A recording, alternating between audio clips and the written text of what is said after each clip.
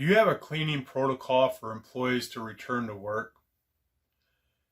You know, ever since the COVID-19 pandemic, we're starting to see businesses returning and opening. Every city has a different level at which they're having the phases in which they're allowing business to return to opening, and they're putting some guidelines on there, such as 50% capacity and so on and so forth. But the thing is that a lot of these companies could be our clients. It could be a restaurant. It could be a hair salon, whatever. We want to make sure that we're ready for them when they get the green light that they can open up their doors and open up for business. So we got to have a protocol in place. So this protocol, all it is going to be a documented list of our procedures of how we handle things when our technicians come to clean the account. So the first thing that we have to think about, though, is that we have to think of do we have plenty of PPE, because we can't go service any accounts if we don't have enough PPE. So make sure you check your inventory. Make sure that you have plenty of gloves.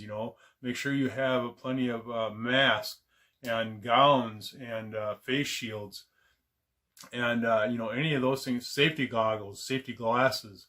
Make sure you have all these things so you're ready to go back to service. Something else that we want to think about is some of the additional training that we may offer our employees.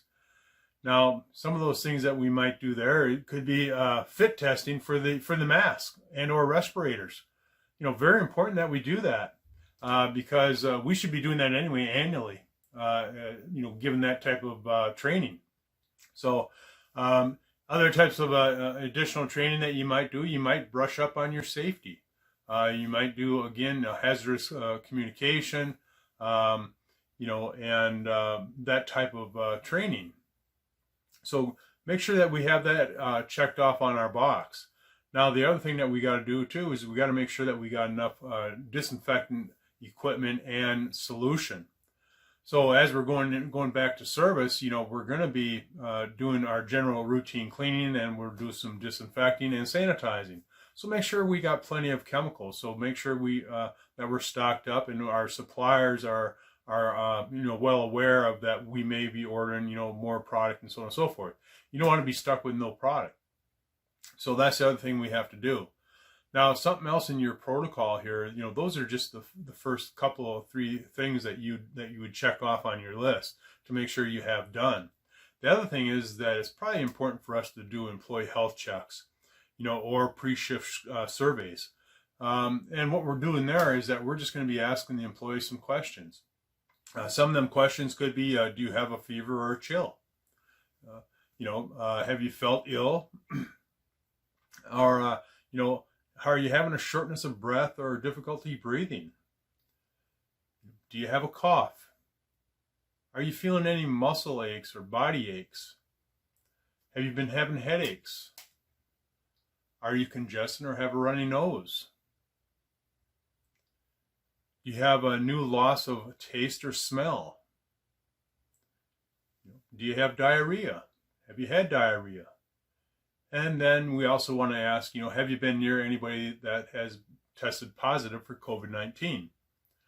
So that's what we're going to do as far as this employee health check. We're going or survey. We're going to ask these series of questions, and then the last thing that we should be doing is that we should be checking their temperature. So when we check their temperature, a couple of different things. We could do it a couple of different ways.